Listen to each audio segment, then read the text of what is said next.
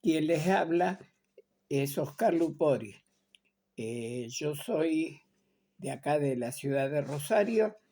Eh, Integré el movimiento de sacerdotes del Tercer Mundo hasta que, bueno, el obispo Volati primero nos quitó las parroquias, después nos sacó la posibilidad de ejercer el ministerio. Me casé en el 77 y tengo 3 hijos. Bueno, y les voy a hablar sobre mi experiencia de sacerdote de Tercer Mundo y qué significa eso. ¿Qué significa en concreto eso? Bueno, en el 65 concluye el Vaticano II. Para la Iglesia fue algo realmente un aire fresco que vino a renovar la dinámica de la vida de la Iglesia. Y entre las cosas que el Vaticano II asumió a pleno fue la opción por los pobres.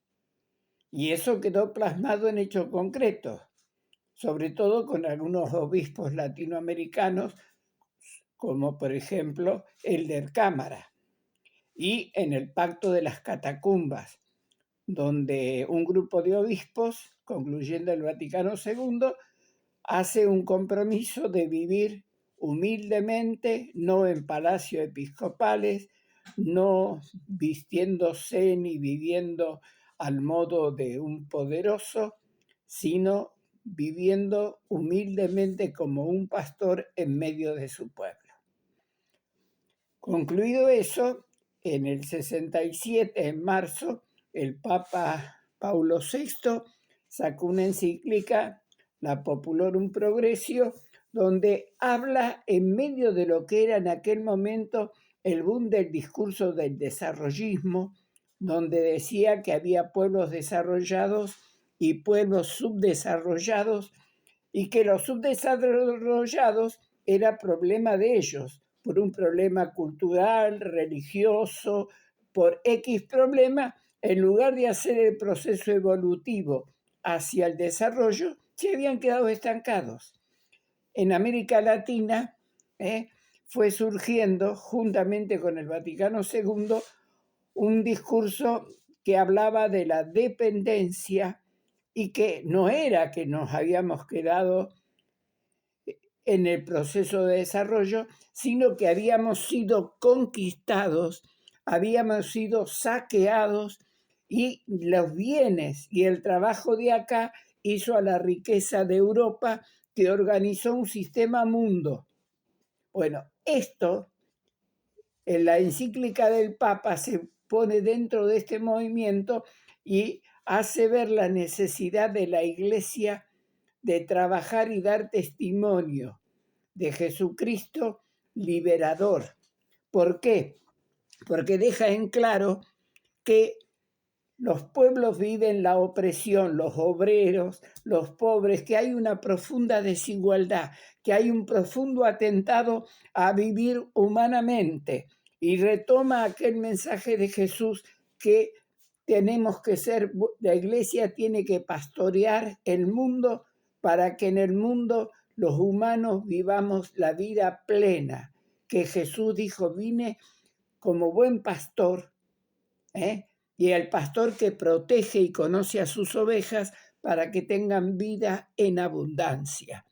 Y entonces, esta encíclica del Papa hace que un grupo de obispos, 18 obispos del Tercer Mundo, saquen un documento, una declaración, explayando esto respecto, sobre todo a América Latina, eran de ahí de esos obispos, de África y de Asia. Y dejan ver cómo, aún dentro de la Iglesia, se fue metiendo este sistema que maneja la convivencia en el mundo y que es un sistema que hace a la desigualdad, un sistema que hace que haya ricos y que los ricos son ricos porque a su vez empobrecen a los que son pobres, porque la pobreza es la contracara de la riqueza. Y que entonces estos obispos hacen ver todo el proceso de lucha que hay en el mundo para cambiar el sistema.